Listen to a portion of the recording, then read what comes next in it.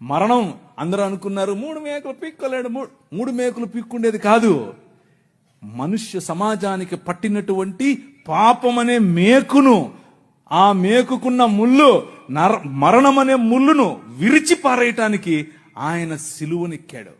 సిలువనెక్కి ప్రపంచాన్ని మార్చటానికి, ప్రపంచములో దేవుని రాజ్య సువార్త ప్రకటించటానికి, ప్రపంచములో the presence of his countenance, దేవుని సన్నిధి మన మధ్యకు తీసుకుని రావటానికి, ఇమ్మానుయేల్ అనేటటువంటి ఎక్స్పీరియన్స్ మనకి ఇవ్వటానికి, ఆయనే స్వయంగా పగటిలో మేఘస్తంభముగా, రాత్రిలో అగ్నిస్తంభముగా, నీళ్ళిచ్చు బండగా ఎలా అయితే ప్రపంచములో ప్రతి సమయములోనూ తన ప్రమేయాన్ని మనుష్యుల మధ్యలో చూపిస్తూ వచ్చాడో, పురాతన కాలము మొదలుకొని శాశ్వత కాలము, ఇప్పుడు భారతదేశంలో, ఇప్పుడు మిగిలిన దేశాల్లో, ఇప్పుడు అమెరికాస్, ఇప్పుడు ద హోల్ వరల్డ్ లో తన ప్రమేయాన్ని చూపిస్తున్నాడు.